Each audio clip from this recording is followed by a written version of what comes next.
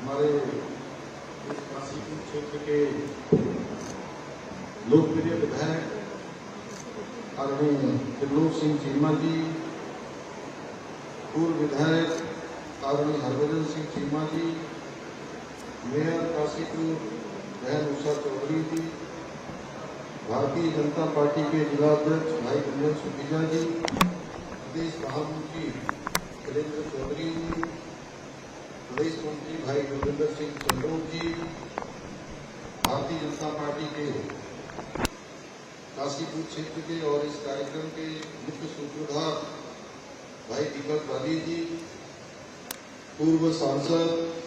आदरणीय सिंह भाभा जी, पूर्व राज्य मंत्री भाई राजेश कुमार जी, अध्यक्ष SCIO श्री मुकेश कुमार जी, कोषाध्यक्ष पूर्व आशीष गुप्ता जी, पंकज भल्ला जी डायरेक्टर, श्रीमती शिखा गौतम जी प्रधानाचार्य, अमित साहा जी इंडियन आइडल फिल्म सिंगर एवं यहाँ पर उपस्थित सभी आए हुए अतिथिगण, हमारी महिला मंत्री सीमा चौहान जी, जिलाधिकारी जी, पुलिस अधीक्षक श्री मंजुनाथ जी एवं विद्यालय के सभी हमारे शिक्षकगण, आए हुए सभी अतिथिगण और आज जिनके लिए ये शानदार कार्यक्रम यहाँ पर आयोजित हो रहा है और मुझे भी इस कार्यक्रम में सहभागी होने का अवसर प्राप्त हो रहा है, ऐसे मेरे सभी प्रिय छात्र एवं छात्राएं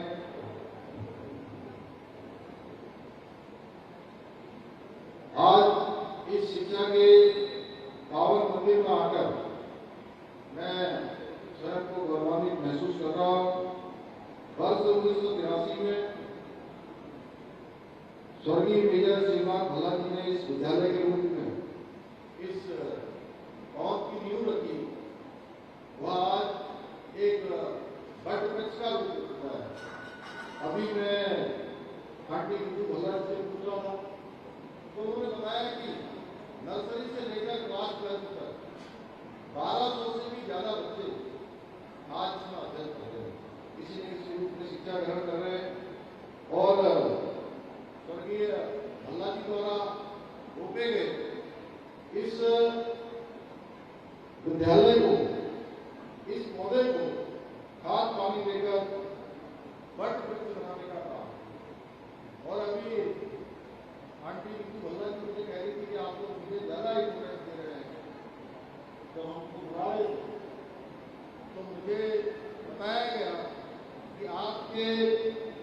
अथक परिश्रम से और आपके पुत्र कर्नल रोहित भल्ला जी और डॉक्टर भल्ला जी जो आपके साथ मिलकर इस विद्यालय को जिन्होंने एक उच्चतम स्तर तक ले जाने का काम किया है, क्योंकि एक सामान्य परिवार में जन्मे मेजर श्रीमान भल्ला जी ने पहले तो एक सैनिक के रूप में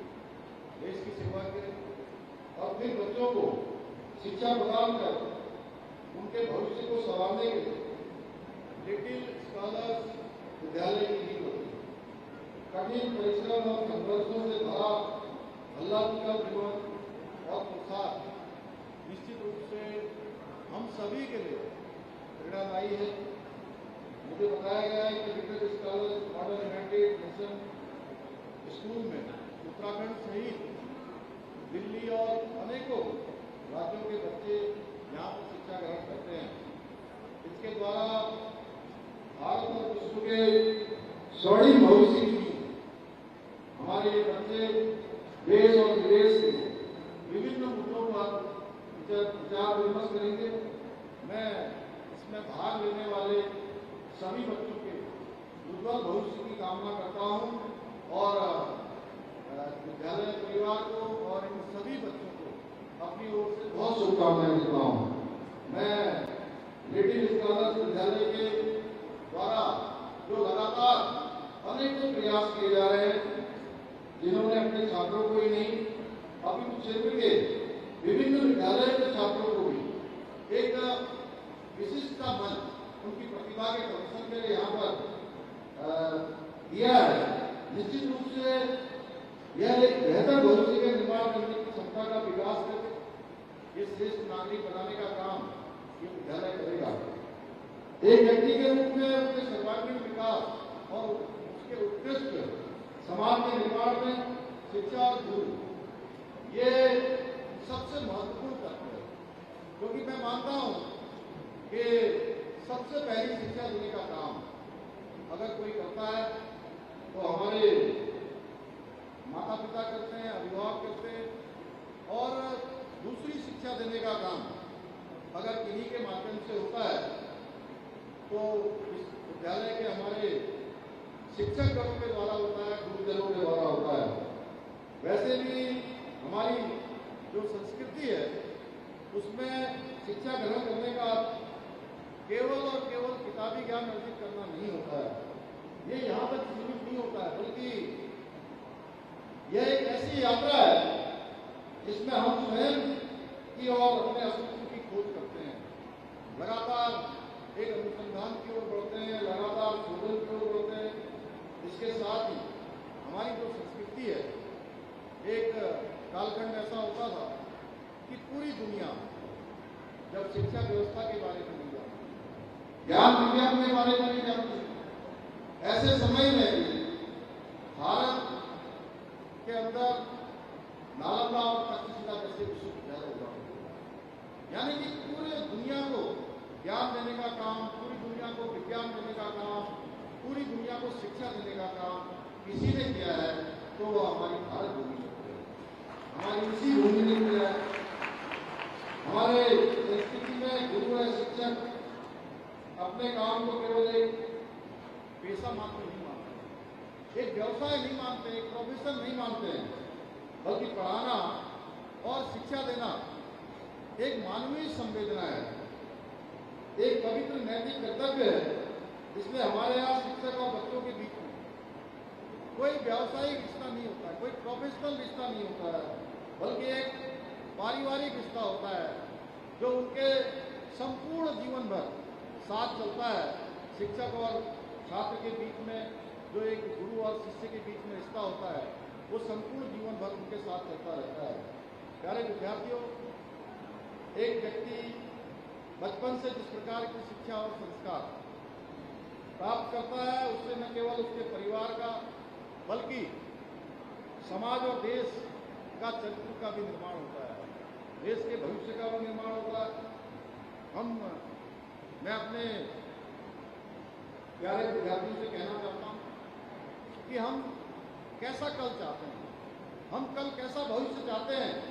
इसके लिए हमें अपने आज पर काम करना होगा, क्योंकि हमारा भविष्य कैसा होगा यह हमारा वर्तमान तय करता है। जिस प्रकार के क्रियाकलाप, जिस प्रकार का आचरण, जिस प्रकार का संस्कार आज हमारे अंदर आएगा वो निश्चित रूप से हमारे कल का निर्माण करेगा। मुझे यहाँ पर आकर आज इस प्रकार से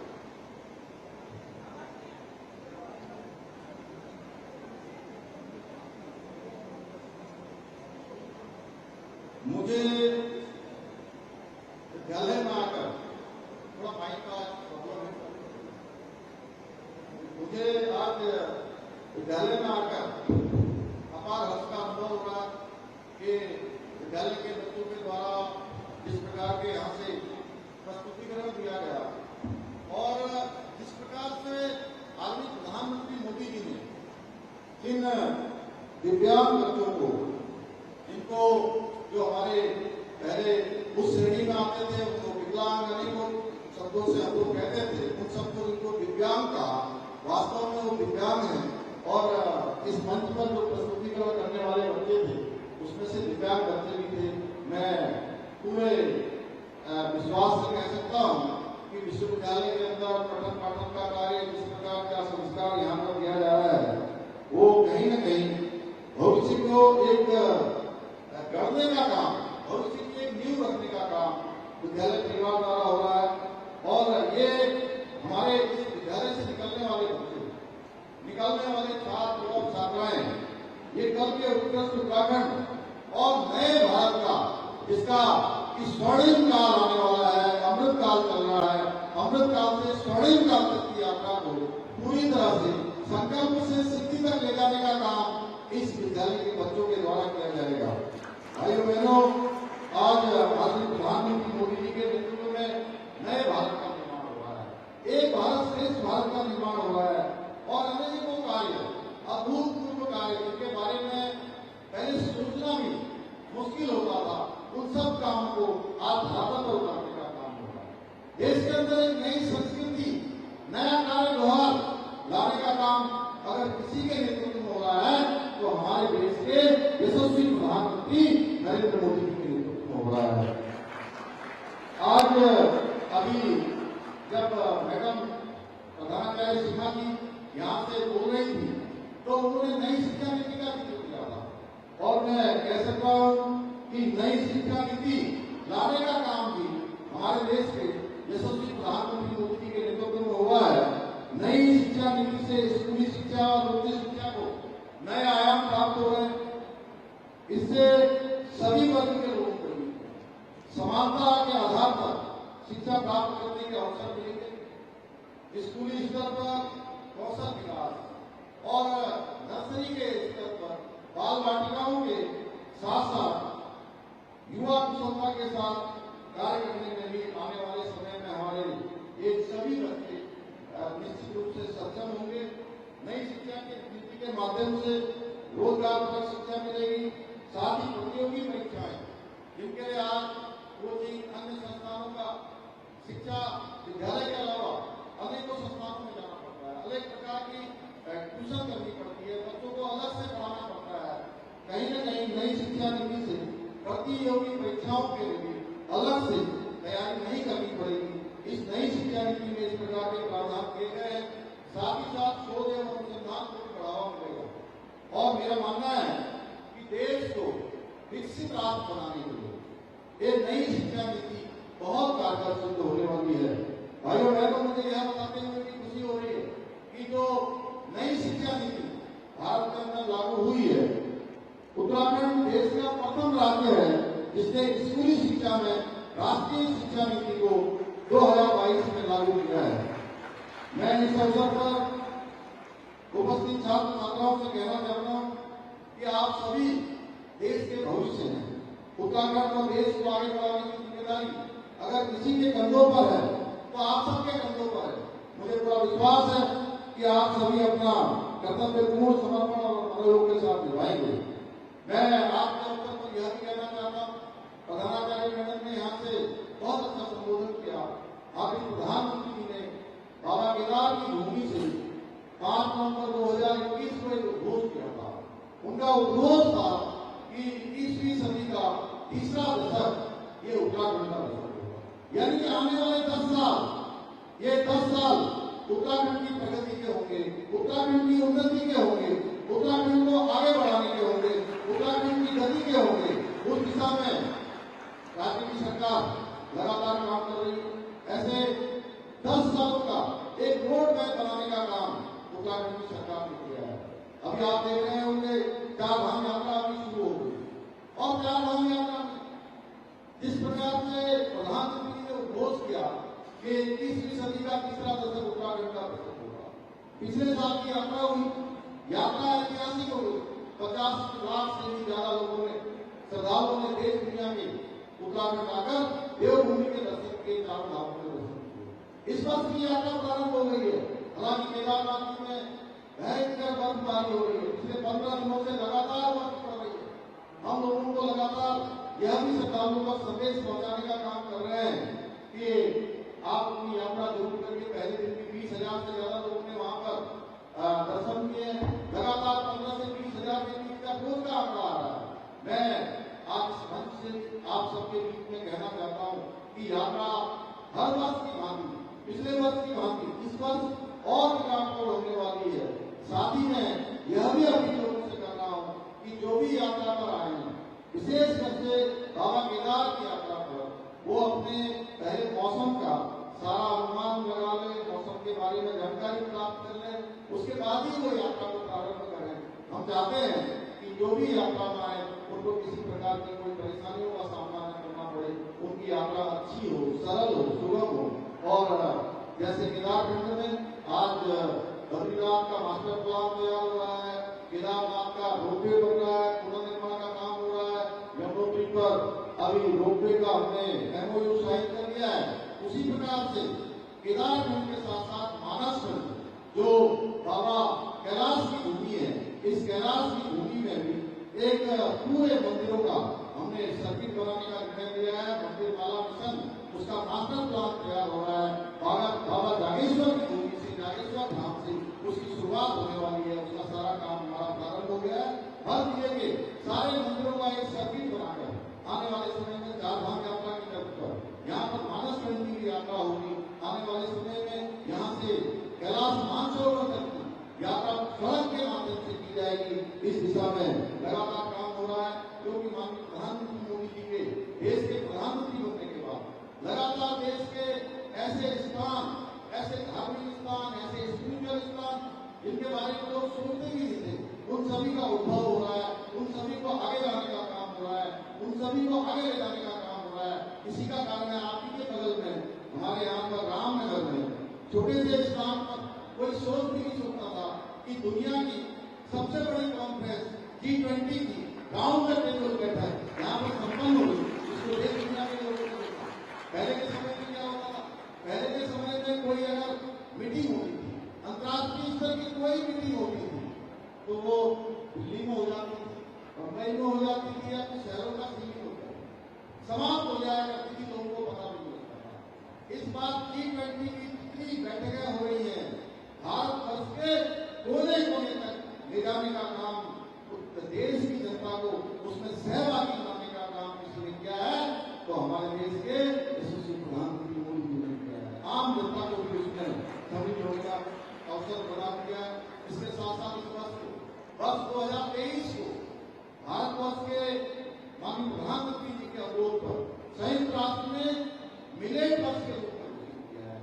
यानी सीरियम के रूप में घोषित किया है, जो हमारा पारंपरिक रूप से उपजने वाला हमारी परंपराओं, हमारी संस्कृति से जुड़ा हुआ सीरियम, उस सीरियम को पूरी दुनिया में मान्यता दिलाने का काम भी आज प्रधानमंत्री मोदी जी के नेतृत्व में हो रहा है। उत्तराखंड के अंदर भी बहुत सारे हमारे, चाहे आप मड़वा, झिगोरा, रामदाना, ऐसे अनेकों जो हमारे गहर, भट्ट, तमाम प्रकार के जो अन्न उत्पादित होते हैं, उन सभी को आज विश्व स्तरीय पहचान मिलने का काम हो रहा है। मैं आपके इस अवसर पर प्रधानाचार्य जी, प्रबंधक जी के इस प्रशंसनीय प्रयास की सराहना करता हूं कि उन्होंने MUN ब्रिटिश स्कॉलर के संयुक्त प्रयास से हमारी एक युवा पीढ़ी को, हमारे नौनिहालों को, हमारे भविष्य के कर्णधारों को एक ऐसा मंच उपलब्ध कराया है जिसमें हमारे देश के युवा अंतर्राष्ट्रीय संबंधों की समझ तथा विभिन्न समस्याओं के समाधान को